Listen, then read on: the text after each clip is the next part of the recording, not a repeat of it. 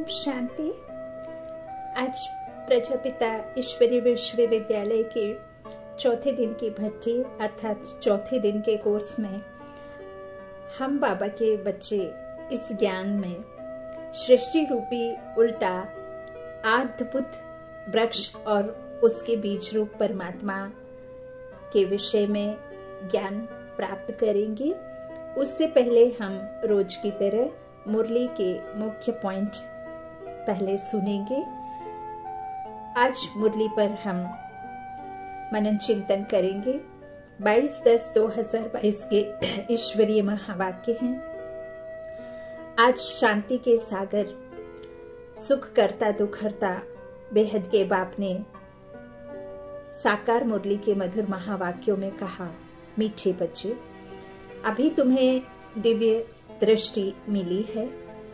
तुम जानते हो यह पुरानी दुनिया खत्म होनी है, इसलिए इससे ममत्व मिटा देना है, पूरा पूरा बलि चढ़ना है।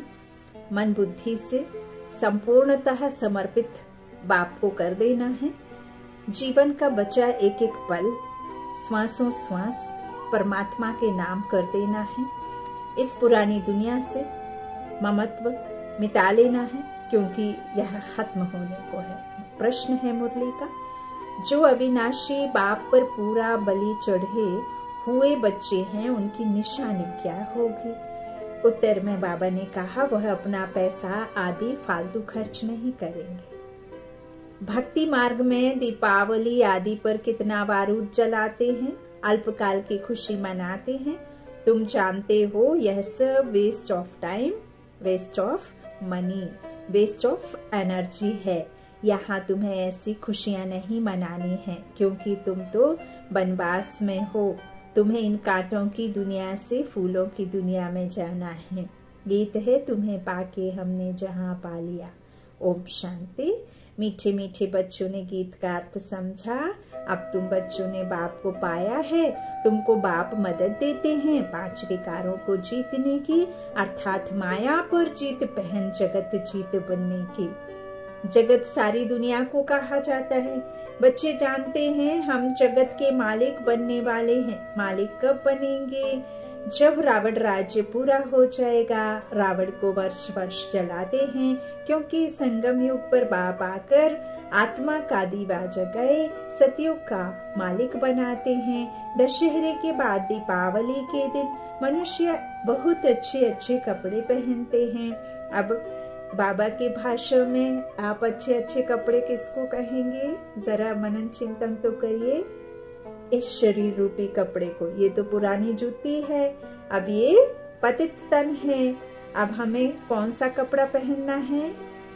नया कपड़ा। नया कपड़ा अर्थात पावन तन, एकदम काया, एकदम शुद्ध काया को पहनना है ना?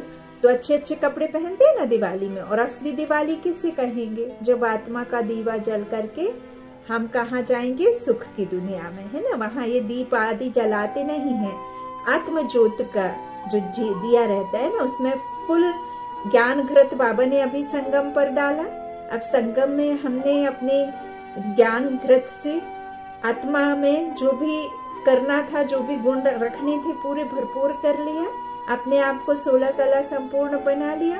फिर वो 16 कला संपूर्ण हो करके जब हम कर्मातीत अवस्था को पा जाएंगे, कर्मातीत अवस्था प्राप्त होती है, तो वाया शांति धाम हम क्या करते हैं? सतयुग में आते हैं, आदि में ड्रामा के लिए।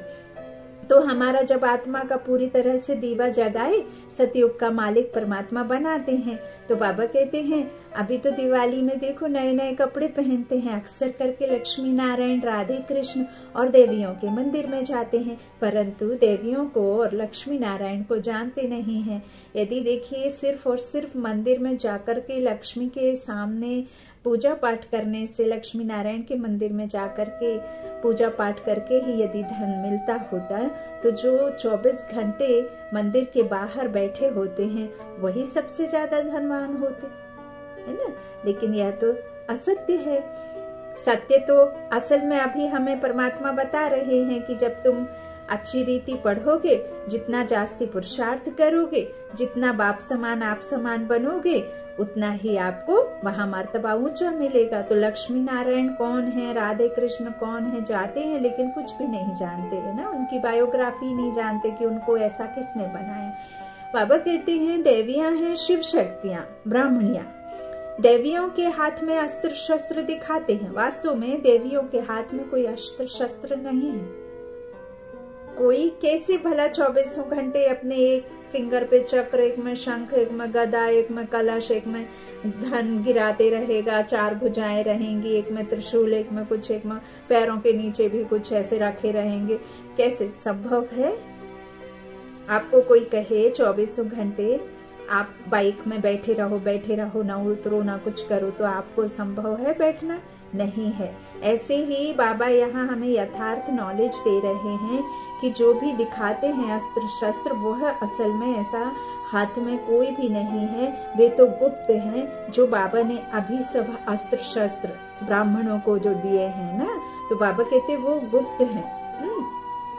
रावण पर जीत पाते हैं तो तुम्हारी आधा कल्प के लिए खुशियां कायम हो जाती हैं। अभी तुम खुशियां नहीं मनाएंगे, या कोई दीपमाला थोड़े ही है, अभी असली दीपमाला थोड़े ही कोई, क्योंकि यह तो आज दीवे जलाते कल बुझ जाते हैं। दिए हम जलाते हैं पहले से भी जास्ती। अब क्या होने लग गया है, जब हम बचपन में गांव में दिवाली आदि मनाते थे तो अपने घर में दिए जलाते थे, पड़ोस के लोग आते थे अपने घर में दिया रखते थे, हम उनके घर में जाते थे, दिया रख के आते थे। तो उसका भी एक उद्देश्य होता था कि आपके घर में भी प्रकाश हो और हमारे घर में भी प्रकाश हो। तो ऐसे दिए का प्रकाश घर घर जाकर के रख के आते थे, तो उसके पीछे फिर भी मनसा अच्छी होती थी। अब तो इलेक्ट्रिक लाइट चल गई हैं, कैंडल्स जल गए हैं, और घर घर जाकर के दिए बदलते नहीं हैं, तो और जास्ती हो गया अब तो, है ना। तो जैसे जैसे भक्ति बढ़ती गई वैसे वैसे जो पुराने रिवाज हैं वो भी खत्म होते चले गए। अब बाबा कहते जो ये दीपमाला आदि जल रहे हैं, अब आत्माओं के दिए तो बुझे हुए हैं, तो असल में तो दिए जले ही नहीं हैं, वो तो लौकिक हैं। आज जलाए कल सुबह तक 2 घंटे 4 घंटे, ज्यादा से ज्यादा आप रात भर जलाएंगे, फिर तो वो बुझ जाते हैं। तो उसे थोड़े ना दीपमाला कहेंगे। दीपमाला तो तभी होगी जब आपके आत्म ज्योत पूरी तरह से जली हुई होगी। इसमें ज्ञान घृत का दिया जब घी डालते रहेंगे तो उसमें लौ बढ़ती जाएगी और एक दिन पूर्णतः बढ़ जाएगी। तो बाबा कहते हैं भलेधर कितना कुछ भी करते हैं, लेकिन कुछ भी ऐसा नहीं है। बिजलियां आदि जलाते हैं, दीपक रखते हैं, लेकिन वो सब अल्पकाल के लिए है। मनुष्य नहीं जानते कि दीपमाला दशहरा क्या है। उस समय सारा भारत ही नया होता है। दीपक आदि जगाना यह सब भक्ति मार्ग है। भक्ति मार्ग में कितने पैसे वेस्ट करते हैं, उस दिन बारूद कितना जलाते हैं, waste of time, waste of money, waste of energy करते हैं। यह है फॉरेस्ट ऑफ थारनस, कांटों का जंगल। सब जंगली बन गए हैं। तुम भी पहले ऐसे थे जब ज्ञान में नहीं थे, कुछ भी नहीं समझते थे, तुमने भी किया। ऐसे तो नहीं हम डायरेक्ट यहाँ कूद के आ गए हैं ना, हमने भी तो भक्ति की है, उसका एक ज्ञान फल मिला हमें। तो बाबा कहते सतयुग में फजूल व्यर्थ खर्चा नहीं करेंगे। ऐसे सब कुछ वहां होगा ही नहीं। बाबा कहते यहाँ तो फजूल खर्चा बहुत है। दान पुण्य करने से भी अल्पकाल का फल मिलता है। तुम जानते हो हम अविनाशी बाप पर बलि चढ़ते हैं तो हमारा सब कुछ अविनाशी बन जाता है।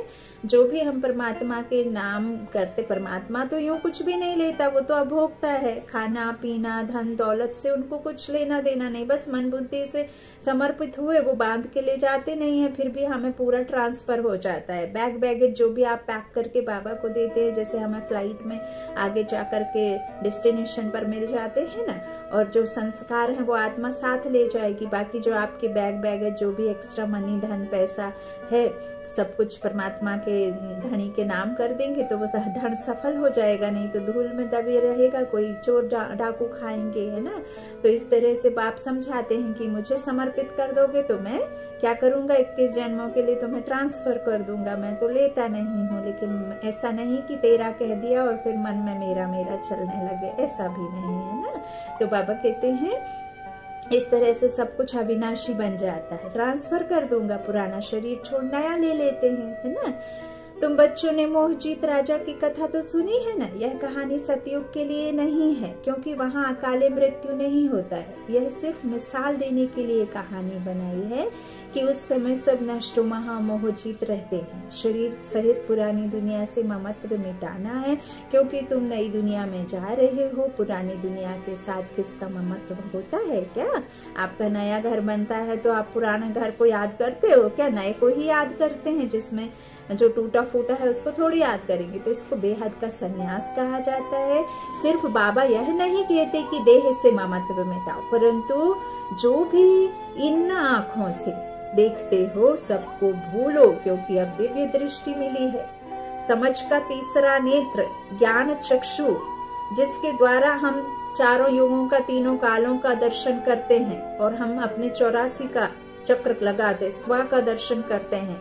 तो अब वो दृष्टि जो मिली है, बाबा कहते हैं इसीलिए अब इस स्थूल नेत्रों से जो देखते हो वो भूलो कि सब खत्म होना है। पुरानी दुनिया विनाश हुई पड़ी है और नया विश्व बनेगा। शिव बाबा हमको राज्य देते हैं। शिव बाबा का नाम सदैव शिव है, क्योंकि उनको अपना शरीर तो है नहीं।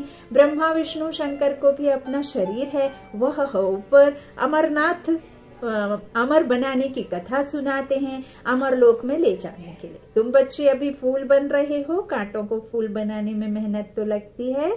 बाबा कहते हैं यहाँ तो सब कांटे हैं, एक दो को दुख देते ही रहते, एक दूसरे को कांटा लगाते रहते हैं। बात मत पूछो। हम जानवरों को जानवर तो कह देते हैं, लेकिन असल में यदि हम डेप्थ में जाकर के सोचे तो जानवर तो मुख से कुछ भी नहीं बोलते, उनको कुछ भी करो, लेकिन एक दूसरे को कड़वे बोल तो हम जीवात्माएं ही बोलते हैं इस मुख के द्वारा, है ना। तो बाप कहते हैं तुम्हें अब किसी को कांटा नहीं लगाना है, काम कटारी नहीं चलाना है।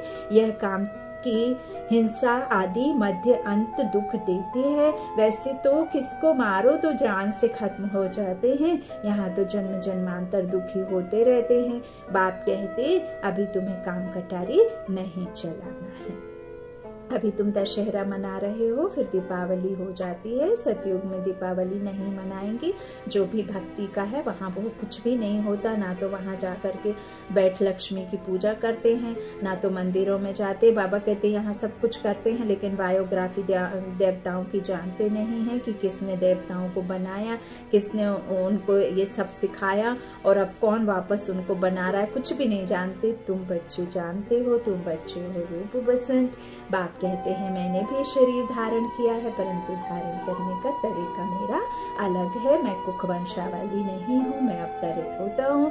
अभी हमको दीपावली की खुशी नहीं होती, क्योंकि हम वनवास में हैं।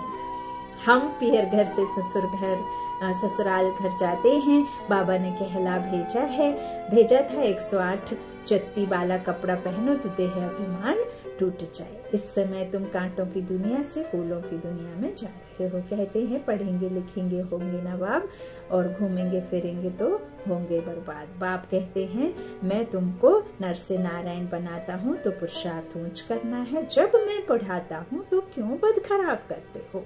माता पिता को क्यों नहीं फॉलो करते हो? बाबा ने साक्षात्कार कराया है कि जो अच्छी तरह पढ़ेंगे वह डिनाइस्टी में आएंगे, देवी देवता धर्म में। तुम जानते हो हम पढ़ते हैं स्वर्गवासी बनने के लिए। लोग समझते हैं मनुष्य मरते हैं तो स्वर्गवासी होते हैं। तुम जानते हो कि बाबा ही आकर स्वर्ग में ले जाते हैं और रावण फिर नरकवासी बना देता है। मनुष्य कहते हैं हिंदू चीनी भाई भाई, फिर एक दो को दुख देते रहते हैं। तुम जानते हो माता पिता से सुख घनेरे मिल रहे हैं, फिर धीरे धीरे कला कमती होती जाती है। कहते हैं चढ़ती कला सर्व का भला। तो अभी सबका भला होता है। कोई नरक से निकल स्वर्गवासी बनते हैं, कोई शांति धाम निवासी बनते हैं, तो भला हो गया। सतयुग में कोई दुख देने वाली चीज होती नहीं। 5 तत्व भी सुख देने वाले होते हैं। सतयुग माना 100 सुख, है ना, और कलयुग माना दुख ही दुख। बड़े आदमियों का फर्नीचर भी बढ़िया होता है, वहाँ दुखदायी जानवर आदि होते नहीं। एक ही पौंड में, एक ही तालाब में शेर और बकरी इकट्ठे पानी पीते हैं, आसपास मोर आदि सब नाच कूद करते रहते हैं। बाबा कहते हैं वहाँ कोई जानवर भी दुख नहीं देता है, उसको हेवन कहा जाता है। अल्लाह अवलदीन का खेल है, ठक्का करने से राजाई मिलती है। तो अल्लाह बाप अवलदीन अर्थात आदि सनातन देवी देवता धर्म स्थापन करते हैं। नहीं। तो बाप सेकंड में बैकुंठ का मालिक बना देते हैं और बाबा कहते हैं ऐसे नहीं बच्चे कहें साक्षात्कार में जाए। बाबा ने कहा है ध्यानी से ज्ञानी मुझे प्रिय है, ध्यानी से ज्ञानी मुझे प्रिय है। ध्यान में माया प्रवेश करती है, ज्ञान में माया नहीं आती है। जो नौदा भक्ति करते हैं उनको बाप साक्षात्कार कराते हैं। यहाँ कोई नौदा भक्ति नहीं की जाती है, कोई मंत्र जाप यहाँ होता नहीं, कोई संस्कृत आदि पाठ यहाँ होते नहीं। छोटी छोटी बच्चियों को साक्षात्कार हो जाता है। यहाँ तो कहा जाता है अगर ध्यान की आदत पड़ गई तो पढ़ाई नहीं पढ़ सकते। अगर ध्यान की आदत पड़ गई, शुरू में कितना ध्यान के प्रोग्राम ले आते थे, परंतु आज है नहीं। ज्ञानी तो आत्मा को किसी बात में संशय नहीं आता। संशय आया पढ़ाई छोड़ी, गोया बाप को छोड़ा। अब सूर्यवंशी देवी देवता को राजधानी स्थापन, देवताओं की राजधानी स्थापन हो रही है और धर्म स्थापक कोई राजधानी स्थापन नहीं करते, वो तो धर्म स्थापन करते हैं। तो अनेकता शुरू होती है और अनेक से ही अद्वैत शुरू होते हैं। बाबा तो अद्वैत राज्य बना कर देते हैं। तो वह तो जब धर्म की वृद्धि हो जाती है तब राजाई चलती है। तो तुम अब विश्व का मालिक बन रहे हो, कोई नया आए तो पूछो परम पिता परमात्मा से तुम्हारा क्या संबंध है? कहेंगे बाबा है। बाबा स्वर्ग स्थापन करते हैं और रावण नर्क बनाते हैं। जिसने स्वर्ग बनाया उसकी पूजा करते हैं, जिसने नर्क बनाया उसको जलाते हैं। सिंपल, क्योंकि नर्क में मनुष्य काम चिता पर जलते हैं तो गुस्से में आकर रावण को जलाते हैं। लेकिन पता नहीं है, बाबा ने हमें ज्ञान में बताया है। परंतु बाबा कहते हैं रावण जलता ही नहीं, सिर्फ कहते हैं परंपरा से चला आता है, परंतु परंपरा का अर्थ नहीं जानते। दुश्मन की एफिजी जलाते हैं, रावण को भला क्यों जलाते हो? क्योंकि रावण तुमको जलाते हैं। तुम रावण को जलाते हो, परंतु मनुष्य कुछ भी नहीं जानते। सतयुग में तो संपूर्ण निर्विकारी होते हैं, तो वहाँ रावण को नहीं जलाते। उसको कहा जाता है वॉइसलेस वर्ल्ड। हम पैराडाइज वासी बनने के लिए बाप से स्वर्ग का वर्षा ले रहे हैं। श्राप देने वाला है रावण। रावण किसको कहा जाता है? 5 विकार, 5 स्त्री के, 5 पुरुष की, इस तरह से 10 सन्यासी को बाद में आते हैं। अभी तो देवता धर्म है नहीं, वह फिर से स्थापन हो रहा है। 108 की माला बन रही है, तो प्रजा भी तो चाहिए ना। जयपुर का राजा एक था, प्रजा कितनी थी? अभी माला तो बनती है, प्रजा भी चाहिए। जो यहाँ बच्चे बनकर फिर चले जाते हैं वह हल्की प्रजा में चले जाते हैं। अगर पढ़ेंगे नहीं तो भरी ढूंढेंगे। बाबा कहते हैं ग्रस्त व्यवहार में रहते जीवन मुक्ति चाहिए। जीवन मुक्त तो एक नहीं होंगे, पूरा घराना चाहिए, है ना। सिर्फ लक्ष्मी नारायण से तो नहीं चल जाएगी डिनाइस्टी। आश्रपा गीता में लिखा है सेकंड में जीवन मुक्ति मिली, लेकिन कैसे मिली वह नहीं जानते। आदि सनातन देवी देवता धर्म बहुत सुख देने वाला है, जबकि राजाई मिल रही है। तो फिर हम क्यों ना श्रीमत पर चले, क्यों ना कमल फूल समान बने। तुम ब्राह्मण हो ना, तो शंख चक्र गदा पद्म तुम्हारे पास। अच्छा, आज का बाबा ने धारणा के लिए मुख्य सार कहा। पहला, माता पिता को पूरा फॉलो कर, पढ़ाई में उच्च पद पाना है। इस दुनिया में कोई भी शौक नहीं रखना है, वनवास में रहना है। दूसरा, बाबा ने कहा इन आंखों से जो कुछ दिखाई देता है उसे देखते हुए भी नहीं देखना है। पूरा नष्ट मुहा बनना है, संगम पर कुछ भी वेस्ट नहीं करना है। वरदान बाबा का, अपने ऑक्यूपेशन की स्मृति से सेवा का फल और बल प्राप्त करने वाले विश्व कल्याणकारी भव। कोई भी काम करते अपना ऑक्यूपेशन कभी नहीं भूलो। जैसे पांडवों ने गुप्त वेश में नौकरी की, लेकिन नशा विजय का था। ऐसे आप भले गवर्नमेंट सर्वेंट हो, नौकरी करते हो, लेकिन नशा रहे मैं विश्व कल्याणकारी हूँ, तो इस स्मृति से स्वतः समर्थ रहेंगे। और सदा सेवा भाव होने के कारण सेवा का फल और बल मिलता रहेगा। गाया हुआ है भावना का फल मिलता है, तो आपकी सेवा भावना अनेक आत्माओं को शांति शक्ति का फल देगी। स्लोगन, गॉडली स्टूडेंट स्वरूप सदा स्मृति में रहे तो माया आ नहीं सकती। गॉडली स्टूडेंट स्वरूप सदा स्मृति में रहे तो माया आ नहीं सकती ना। जब बाबा के गुड रेज, भगवान के शक्तिशाली किरणों के नीचे खुद को महसूस करेंगे तो भला आप कमजोर कैसे पड़ सकते हो, है ना। लाइट हाउस माइट हाउस बनकर रहना है ना। अच्छा, आज का चौथा दिन है जो कोर्स का, उसमें हम जानेंगे कि सृष्टि के आदि मध्य और अंत को दर्शाने वाला कल्पतरु। कल्पतरु का जो वृक्ष का चित्र है वो आपने देखा ही होगा, नहीं देखा होगा तो मैं आपको चित्र शेयर करूंगी। देखो, भगवान ने सृष्टि रूपी वृक्ष की तुलना एक उल्टे वृक्ष से की है, क्योंकि अन्य वृक्षों के बीज तो पृथ्वी के अंदर बोए जाते हैं और वृक्ष ऊपर को उगते हैं, परंतु मनुष्य सृष्टि रूपी वृक्ष के जो अविनाशी और चेतन बीज स्वरूप परम पिता परमात्मा शिव हैं, वह स्वयं ऊपर परम धाम अथवा ब्रह्मलोक में निवास करते हैं। चित्र में सबसे नीचे कलयुग के अंत और सतयुग के आरंभ का संगम दिखलाया गया है। वहाँ श्वेत वस्त्रधारी प्रजापिता ब्रह्मा, जगदम्बा सरस्वती तथा कुछ ब्राह्मणिया और ब्राह्मण सहज राजयोग की स्थिति में बैठे हैं। आपने देखा है, ध्यान से देखेंगे तो आपको समझ में आएगा। इस चित्र द्वारा यह रहस्य प्रकट किया जाता है कि कलियुग के अंत में अज्ञान रूपी रात्रि के समय सृष्टि के बीज रूप कल्याणकारी ज्ञान सागर परम पिता परमात्मा शिव नई पवित्र सृष्टि रचने के संकल्प से प्रजापिता ब्रह्मा के तन में अवतरित प्रविष्ट हुए और उन्होंने प्रजापिता ब्रह्मा के कमल मुख द्वारा मूल गीता ज्ञान तथा सहज राजयोग की शिक्षा दी, जिसे धारण करने वाले नर नारी पवित्र ब्राह्मण कहलाए, जिनकी आत्मा में किसी तरह के 5 विकार टच ना करे, उन्हें ब्राह्मण कहा गया। ये ब्राह्मण और ब्राह्मणिया सरस्वती इत्यादि, जिन्हें ही शिव शक्तियां भी कहा जाता है, प्रजापिता ब्रह्मा के मुख से ज्ञान द्वारा उत्पन्न हुए, ना कि अपने आप बन गए, किसी मनुष्य के द्वारा नहीं, बल्कि परमात्मा ने इनको चुना और निमित्त बना करके विश्व में नई दुनिया की रचना करने के लिए इनको सहयोगी आत्माएं चुन करके इनको बनाया, अर्थात उत्पन्न किया ज्ञान द्वारा। इस छोटे से युग को संगम युग कहा जाता है। यह युग सृष्टि का धर्मायु युग कहो, कमायु कहो, लीप युग भी कहलाता है और इसे ही पुरुषोत्तम युग अथवा गीता युग भी कहा जाता है। जब परमात्मा गीता ज्ञान देते हैं तो पुरुष अर्थात आत्मा उत्तम बनती है, तो इसे पुरुषोत्तम युग भी कहा गया है। सतयुग में श्री लक्ष्मी और श्री नारायण का अटल, अखंड, निर्विघ्न और अति सुखकारी राज्य था। प्रसिद्ध है कि उस समय दूध और घी की नदियां बहती थी तथा शेर और गाय भी एक घाट पर पानी पीते थे। उस समय का भारत डबल सिरताज, डबल क्राउन था। सभी सदा स्वस्थ, एवर हेल्दी और सदा सुखी, एवर हैप्पी थे।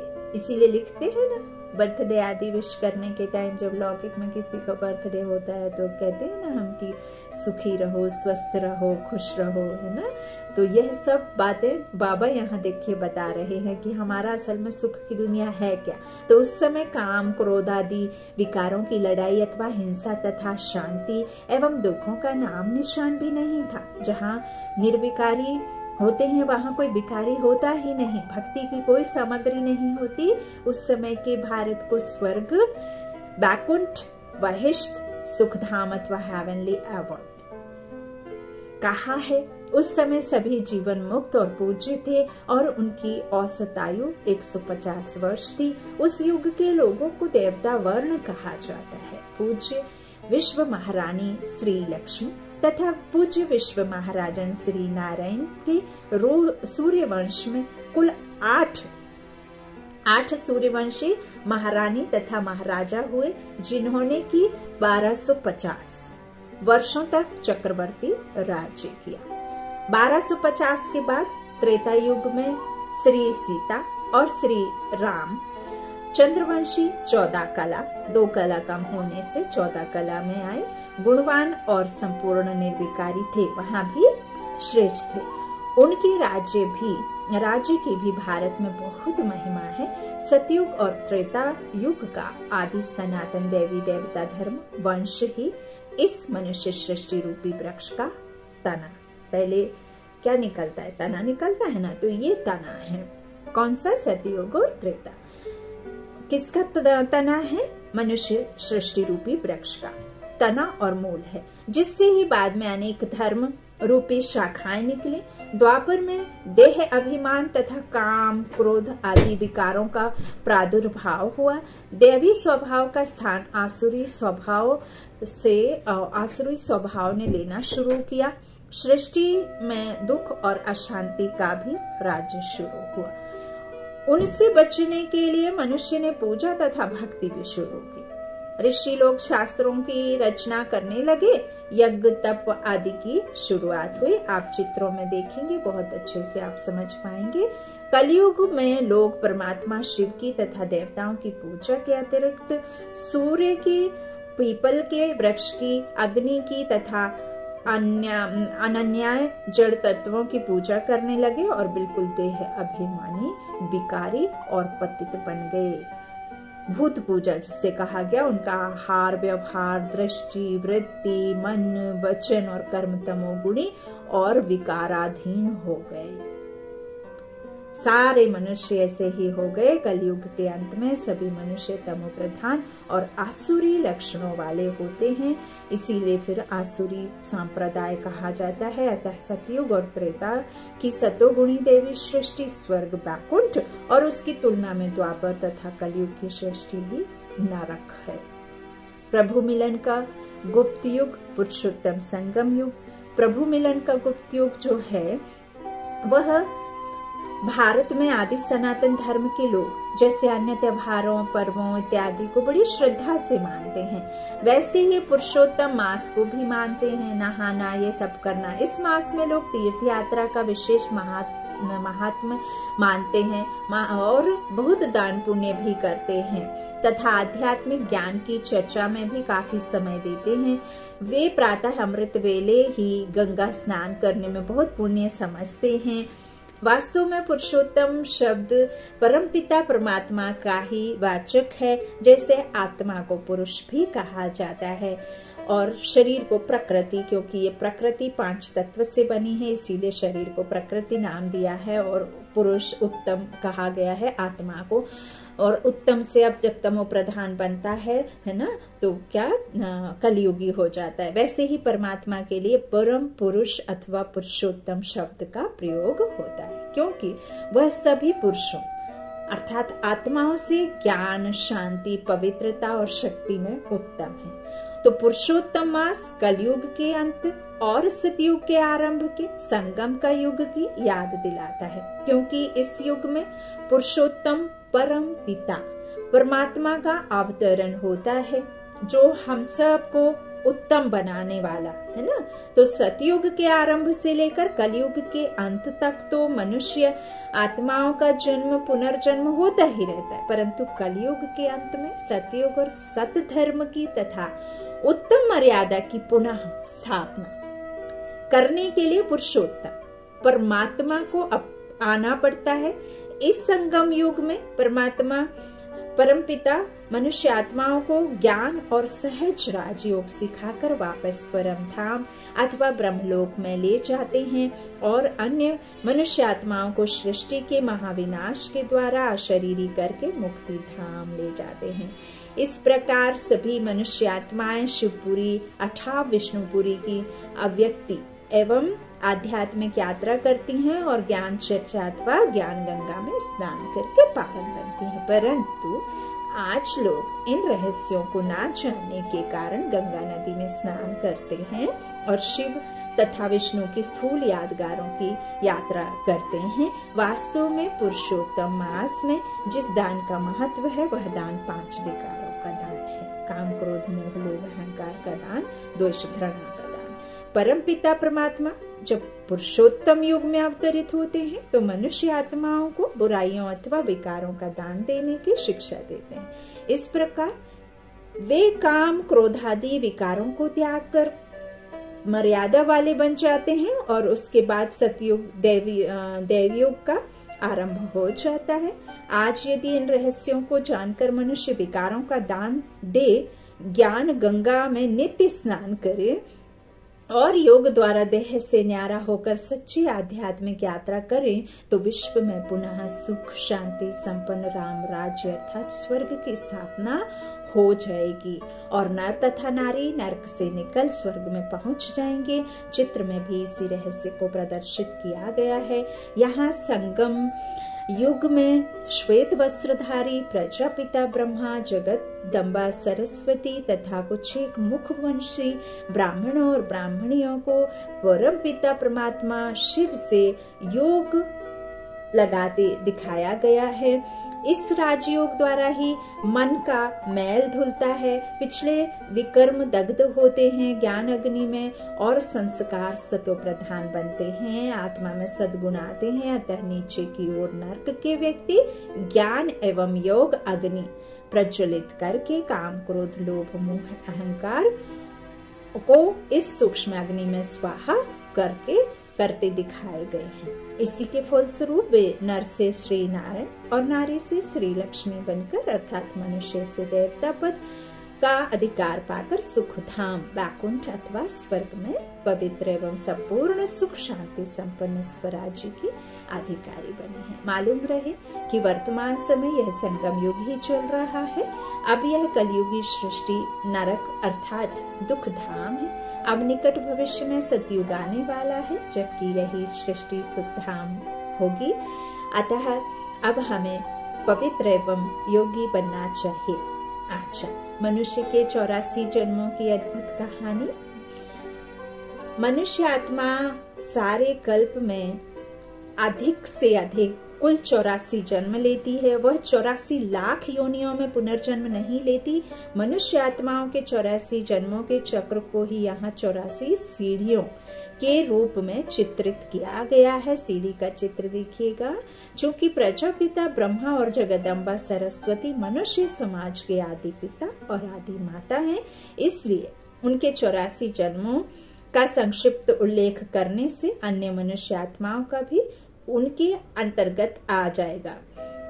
हम यह तो बता आए हैं कि ब्रह्मा और सरस्वती संगम युग में परम पिता शिव के ज्ञान और योग द्वारा सतयुग के आरंभ में ही श्री नारायण और श्री लक्ष्मी पद पाते हैं। अच्छा, सतयुग और त्रेता में 21 जन्म पूज्य देव पद।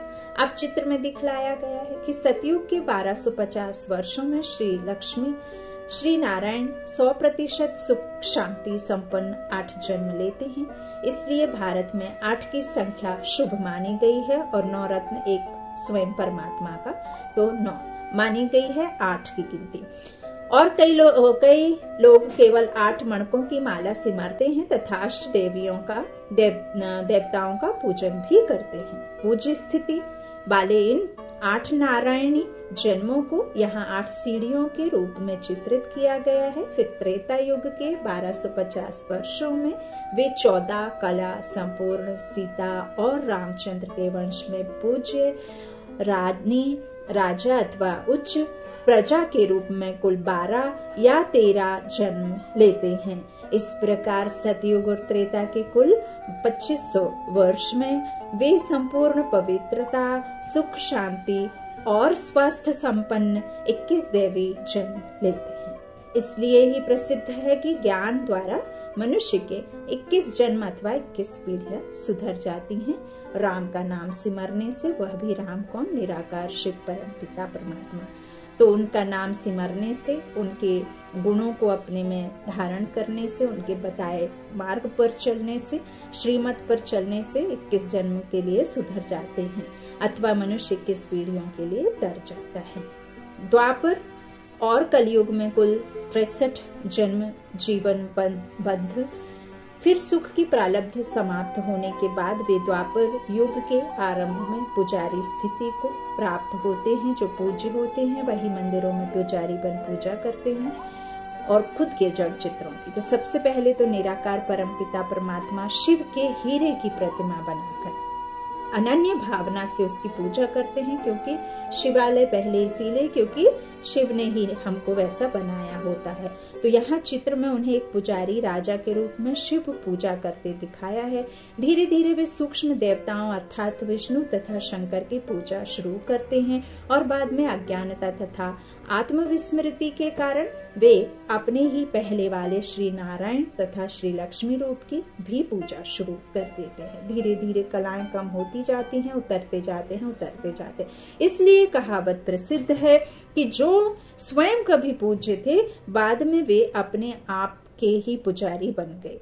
श्री लक्ष्मी और श्री नारायण की आत्माओं ने द्वापर युग के 1250 वर्षों में ऐसी पुजारी स्थिति में भिन्न भिन्न नाम रूप से वैश्यवंशी भक्त शिरोमणि राजा रानी अथवा सुखी प्रजा के रूप में कुल 21 जन्म लिए। इसके बाद कलयुग का आरंभ हुआ। अब तो सूक्ष्म लोक तथा साकार लोक के देवी देवताओं की पूजा।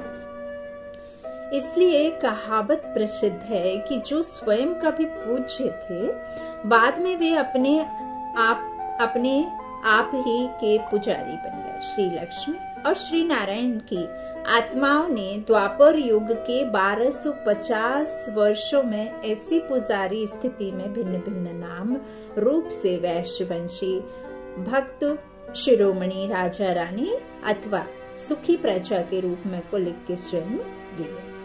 इसके बाद कलयुग का आरंभ हुआ। अब तो सूक्ष्म लोक तथा साकार लोक के देवी देवताओं की पूजा इत्यादि के अतिरिक्त तत्व पूजा भी शुरू हो गई। इस प्रकार भक्ति भी व्याभिचारी हो गई। अनेक को पूजने लगे, जिसने जो कहा उसे ही पूजने लगे। अब अवस्था सृष्टि की तमो प्रधान अथवा शूद्र अवस्था थी। इस काल में काम क्रोध मोह लोभ और अहंकार उग्र रूप धारण करते गए। कलयुग के अंत में उन्होंने तथा उनके वंश के दूसरे लोगों ने कुल 42 जन्म लिए। उपर्युक्त से स्पष्ट है कि कुल 5000 वर्षों में उनकी आत्मा पूज्य और पुजारी अवस्था में कुल 84 जन्म लेती है। अब वह पुरानी पतित दुनिया में 83 जन्म ले चुकी है। अब उनके अंतिम अर्थात 84वें जन्म की वानप्रस्थ अवस्था में परमपिता परमात्मा शिव ने उनका नाम प्रजापिता ब्रह्मा तथा उनकी मुखवंशी कन्या का नाम जगदम्बा सरस्वती रखा। इस प्रकार देवता वंश की अन्य आत्माएं भी 5000 वर्ष में अधिकाधिक 84 जन्म लेती हैं। इसलिए भारत में जन्म मरण के चक्र को 84 का चक्कर भी कहते हैं और कई देवियों के मंदिरों में 84 घंटे भी लगे होते हैं तथा उन्हें 84 घंटे वाली देवी नाम से लोग याद करते हैं। मनुष्य आत्मा 84 लाख योनियां धारण नहीं करते। कोई भी मनुष्य 84 लाख योनि धारण नहीं करते। परम प्रिय परम पिता परमात्मा शिव ने वर्तमान समय जैसे हमें ईश्वरीय ज्ञान के अन्य अनेक मधुर रहस्य समझाए हैं, वैसे ही यह भी एक नई बात समझाई है कि वास्तव में मनुष्य आत्माएं पार्श्विक योनियों में जन्म नहीं लेती। यह हमारे लिए बहुत ही खुशी की बात है। परंतु फिर भी कई लोग ऐसे लोग हैं जो यह कहते हैं कि मनुष्य आत्माएं पशु पक्षी आदि 84 लाख योनियों में पुनर्जन्म लेती है। वे कहते हैं कि जैसे किसी देश की सरकार अपराधी को दंड देने के लिए उसकी स्वतंत्रता को छीन लेती है और उसे एक कोठरी में बंद कर देती है, काल कोठरी में, और उसे सुख सुविधा से कुछ काल के लिए वंचित कर देती है, वैसे ही यदि मनुष्य कोई बुरे कर्म करता है तो उसे उसके दंड के रूप में पशु पक्षी इत्यादि भोग योनियों में दुख तथा परतंत्रता भोगनी पड़ती है।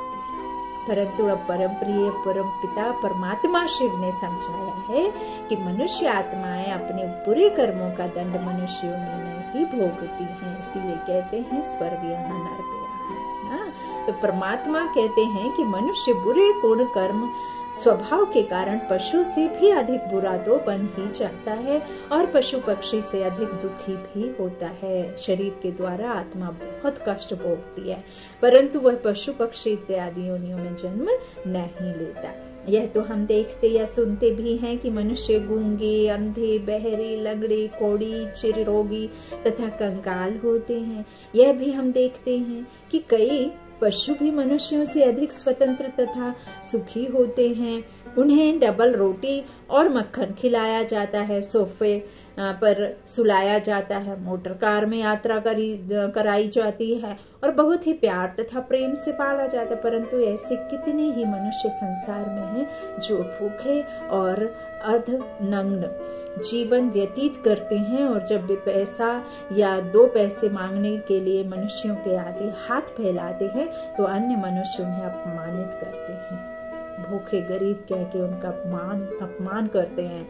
कितने ही मनुष्य हैं जो सर्दी में ठिठुर कर अथवा रोगियों की हालत में सड़क पर पटरियों पर कुत्ते से भी बदतर मौत मर जाते हैं, और कितने ही मनुष्य तो अत्यंत वेदना और दुख के वश अपने ही हाथों और अपने आप को मार डालते हैं। अतः जब हम स्पष्ट देखते हैं कि मनुष्य योनि भी भोगी योनि है और कि मनुष्य योनि में मनुष्य पशुओं से अधिक दुखी हो सकता है, तो यह क्यों माना जाए कि मनुष्य आत्मा को पशु पक्षी इत्यादि योनि में जन्म लेना पड़ता है? सोचने वाली बात है। परमात्मा यहाँ बिल्कुल यथार्थ सत्य ज्ञान दे रहे हैं, जैसा बीज वैसा वृक्ष। इसके अतिरिक्त यह एक मनुष्य आत्मा में जन्म जन्मांतर का पाठ अनादिकाल से अव्यक्त रूप में भरा हुआ है, और इसलिए मनुष्य आत्मा अनादिकाल से परस्पर भिन्न भिन्न गुण, कर्म, स्वभाव, प्रभाव और प्रारब्ध वाले हैं। मनुष्य आत्माओं के गुण, कर्म, स्वभाव तथा पाठ अन्य योनियों की आत्माओं के गुण, कर्म, स्वभाव से अनादिकाल से भिन्न है। अतः जैसे आम की गुठली से मिर्च पैदा नहीं हो सकती, बल्कि जैसा बीज वैसा वृक्ष होता है, ठीक वैसे ही मनुष्य आत्माओं की तो श्रेणी ही अलग है। मनुष्य आत्माएं पशु पक्षी आदि 84 लाख योनियों में जन्म नहीं लेती, बल्कि मनुष्य आत्माओं सारे कल्प में मनुष्य योनि में ही अधिक से अधिक 84 जन्म पुनर्जन्म लेकर अपने अपने कर्म के अनुरूप सुख दुख भोगती है। यदि मनुष्य आत्मा पशु योनि में पुनर्जन्म लेती है तो मनुष्य गणना बढ़ती ना जाती, क्या हो जाता बताइए? आप स्वयं ही सोचिए कि यदि बुरी कर्मों के कारण मनुष्य आत्मा का जन्म पुनर्जन्म पशु योनि में होता, तब तो हर वर्ष मनुष्य गणना बढ़ती ना जाती, बल्कि घटती जाती है ना। यदि मनुष्य आत्माएं उसमें जाते तो बढ़ती क्यों, घटती? क्योंकि आज सभी के कर्म विकारों के कारण विकर्म बन रहे हैं, परंतु आप देखते हैं कि फिर भी मनुष्य गणना बढ़ती ही जाती है, क्योंकि मनुष्य पशु पक्षी या कीट पतंग आदि योनियों में पुनर्जन्म नहीं लेते हैं। सृष्टि नाटक का रचयिता और निर्देशक कौन है? यह भी एक अद्भुत रहस्य है। तो आप यहाँ पहली बार नहीं आए हैं, आप 5000 वर्ष पूर्व भी इसी स्थान पर इसी समय इस प्रकार से आए थे, अब आए हैं और हर 5000 वर्ष पश्चात आते रहेंगे, क्योंकि इस सृष्टि रूपी नाटक की हर 5000 वर्ष पश्चात हूबहू पुनरावृत्ति होती है। सृष्टि रूपी नाटक के 4 पट सामने दिए गए चित्र में दिखाया गया है, गोले के चित्र में, कि स्वास्तिक सृष्टि चक्र को 4 बराबर भागों में बांटता है। स्वास्तिक जिसे कहते हैं सतयुग इक्वल त्रेता के, त्रेता, द्वापर और कलयुग, ये चारों 1250, 1250, 1250 के उसमें भाग में बटे रहते हैं। ठीक वैसे ही जैसे सुबह, दोपहर, रात, कहते मिडनाइट के बाद, आधी रात के बाद, तो इस तरह से 4 हिस्सों में। तो सृष्टि नाटक में हर एक आत्मा का एक निश्चित समय पर परम धाम से इस सृष्टि रूपी नाटक के मंच पर आती है। सबसे पहले सतयुग और त्रेता युग के सुंदर दृश्य सामने आते हैं, और इन 2 युगों की संपूर्ण सुख पूर्ण सृष्टि में पृथ्वी मंच पर एक आदि सनातन देवी देवता धर्मवंश की ही मनुष्य आत्माओं का पाठ होता है, और अन्य सभी धर्मवंशों की आत्माएं परम धाम में होती हैं। अतः इन 2 युगों में केवल इन्हीं 2 वंशों की ही मनुष्य आत्माएं अपनी अपनी पवित्रता की स्तागे के अनुसार नंबरवार आती हैं। इसलिए इन 2 युगों में सभी अद्वैत निर्भर स्वभाव वाले होते हैं। द्वापर युग में इसी धर्म की रजोगुणी अवस्था हो जाने से इब्राहिम द्वारा इस्लाम धर्म वंश की, बुद्ध द्वारा बौद्ध धर्म वंश के और ईसा द्वारा ईसाई धर्म की स्थापना होती है। अतः इन 4 मुख्य धर्म वंशों के पिता ही संसार के मुख्य एक्टर्स और इन 4 धर्मों के शास्त्र ही मुख्य शास्त्र हैं। इसके अतिरिक्त संन्यास धर्म के स्थापक नानक भी इस विश्व नाटक के मुख्य एक्टरों में से हैं। परंतु फिर भी मुख्य रूप में पहले बताए गए 4 धर्मों पर ही सारा विश्व नाटक आधारित है। इस अनेक मतांतरों के कारण द्वापर युग तथा कलयुग की सृष्टि में द्वैत, लड़ाई, झगड़ा तथा दुख होता है। कलयुग के अंत में जब धर्म की अति ग्लानि हो जाती है, अर्थात विश्व का सबसे पहला आदि सनातन देवी देवता धर्म बहुत क्षीण हो जाता है और मनुष्य अत्यंत पतित हो जाते हैं, विकारों में बिल्कुल ऐसे घुस जाते हैं दलदल में, तो उस समय क्या होता है, तब इस सृष्टि के रचयिता तथा निर्देशक परम पिता परमात्मा, creator, director, actor, hero, main actor, निर्देशक परमपिता परमात्मा शिव प्रजापिता ब्रह्मा के तन में स्वयं अवतरित होते हैं। वे प्रजापिता ब्रह्मा द्वारा मुख वंशी कन्या ब्रह्मा कुमारी सरस्वती तथा अन्य ब्राह्मणों तथा ब्राह्मणियों को रचते हैं और उन द्वारा पुनः सभी को अलौकिक माता पिता के रूप में मिलते हैं तथा ज्ञान उन द्वारा ही पुनः सभी को अलौकिक माता पिता के रूप में मिलते हैं तथा ज्ञान द्वारा उनकी मार्ग प्रदर्शना करते हैं और उन्हें मुक्ति तथा जीवन मुक्ति का ईश्वरीय जन्म सिद्ध अधिकार देते हैं। अतः प्रजापिता ब्रह्मा तथा जगदम्बा सरस्वती, जिन्हें ही एडम अथवा ईव अथवा आदम और हब्बा भी कहा जाता है, इस सृष्टि नाटक के नायक और नायिका हैं, क्योंकि इन्हीं द्वारा स्वयं परमपिता परमात्मा शिव पृथ्वी पर स्वर्ग स्थापन करते हैं। कलयुग के अंत और सतयुग के आरंभ का यह छोटा सा संगम अर्थात संगम युग है। जब परमात्मा अवतरित होते हैं, बहुत ही महत्वपूर्ण है। विश्व के इतिहास और भूगोल की पुनरावृत्ति।